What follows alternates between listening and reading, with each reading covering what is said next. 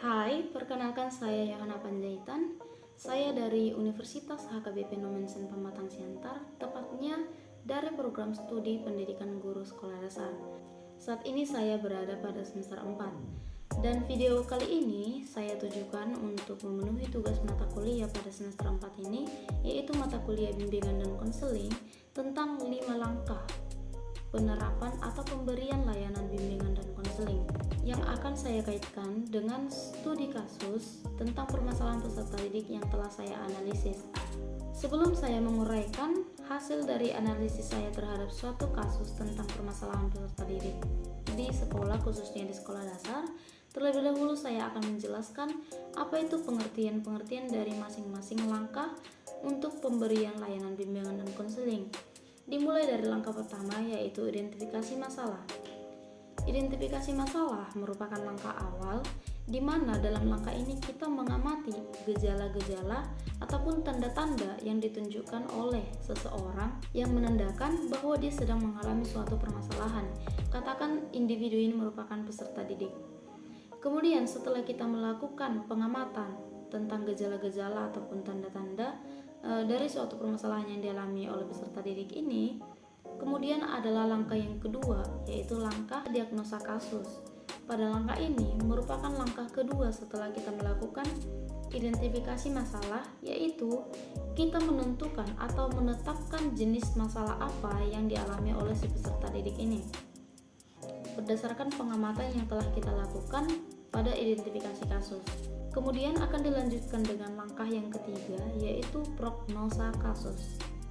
Prognosa kasus ini merupakan langkah untuk menentukan dan menetapkan jenis bantuan apa yang akan kita berikan untuk penyelesaian dari masalah yang sudah kita tetapkan atau sudah kita pastikan menjadi masalah dari peserta didik ini.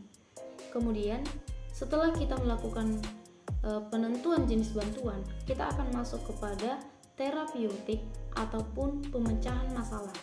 Pada langkah ini merupakan langkah di mana jenis bantuan yang sudah kita tentukan pada prognosa kasus itu akan dilaksanakan atau diterapkan pada langkah terapeutik ataupun pemecahan masalah ini. Jadi dalam langkah ini jenis bantuan yang sudah ditetapkan akan diterapkan untuk mencoba menyelesaikan permasalahan dari peserta didik ini. Kemudian langkah yang terakhir adalah langkah evaluasi dan tindak lanjut.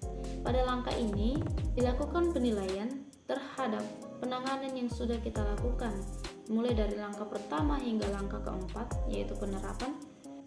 Bagaimana pemberian bimbingan dan konseling itu? Apakah dengan masing-masing langkah yang sebelumnya sudah dilaksanakan memberikan perkembangan kepada peserta didik ini, yaitu pembandingan dengan perkembangan permasalahan yang dialami oleh peserta didik ini.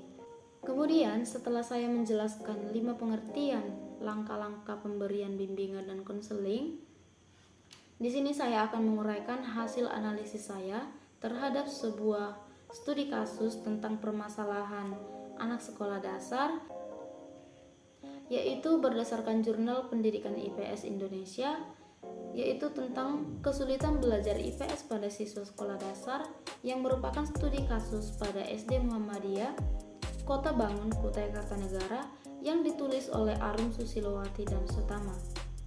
Adapun identifikasi masalah yang terdapat dalam jurnal tersebut adalah adanya peserta didik yang kesulitan dalam memahami materi pelajaran IPS dan mudah lupa akan materi sebelumnya dalam pembelajaran materi IPS.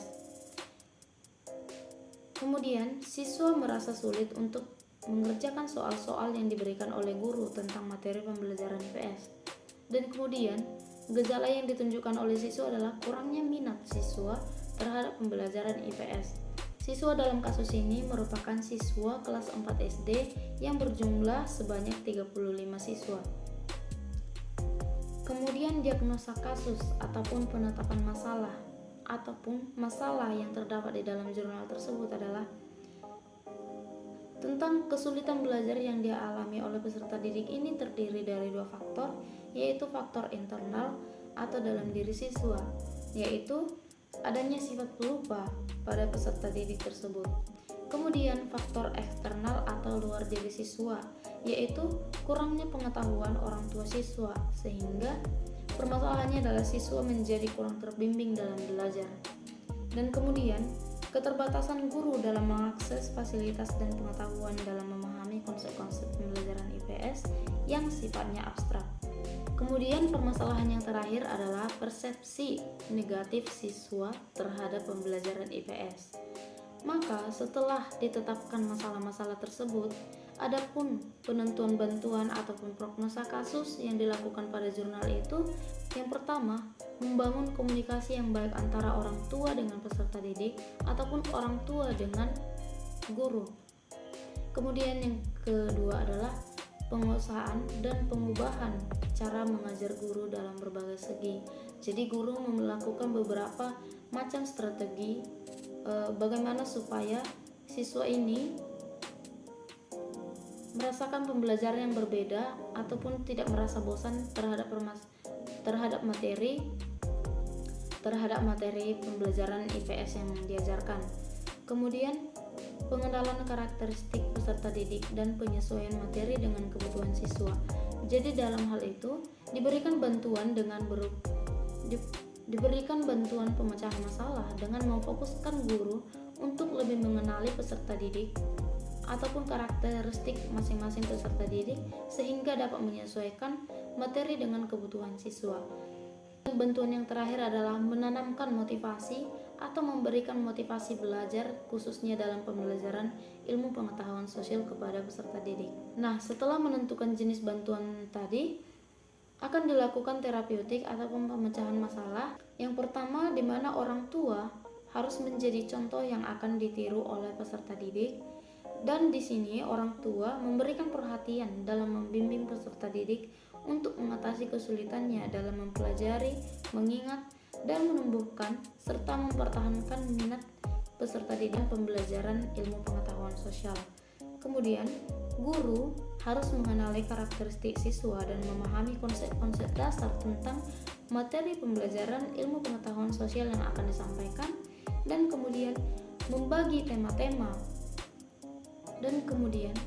tema-tema materi supaya tidak terlalu luas atau menjadikan materi ini menjadi lebih terpadu, dan menggunakan metode serta strategi penyampaian materi yang menarik perhatian siswa sehingga minat siswa dalam belajar akan bertumbuh atau tetap bertahan dan mampu memahami materi dengan baik. Kemudian penerapan yang terakhir adalah dengan guru memperhatikan setiap sudut atau sisi masalah yang dialami oleh peserta didik atau mengenali peserta didik. Dalam hal ini, guru melakukan pengenalan atau proses pendekatan terhadap peserta didik supaya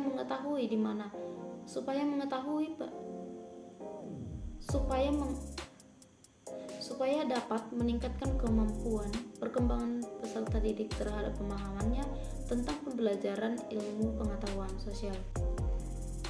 Setelah penerapan bantuan-bantuan tersebut, dilakukan evaluasi dan tindak lanjut.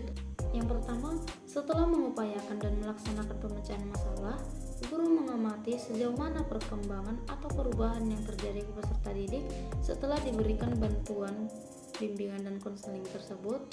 Apakah upaya yang telah dilakukan berpengaruh dengan baik terhadap peserta didik dan mengurangi permasalahan-permasalahan yang sebelumnya dialami oleh peserta didik tersebut. Kemudian setelah itu, guru melakukan pembandingan dan pengadaan tindak lanjut atau penanganan atau pengubahan strategi-strategi penanganan yang sebelumnya sudah dilakukan apabila terdapat kekurangan dalam pengembangan atau peningkatan ataupun pemecahan masalah peserta didik itu. Maka sekianlah penguraian saya tentang pengertian-pengertian tentang langkah pemberian bimbingan dan konseling serta penguraian saya terhadap analisis terhadap studi kasus tentang permasalahan peserta didik dalam pembelajaran ilmu pengetahuan sosial. Terima kasih.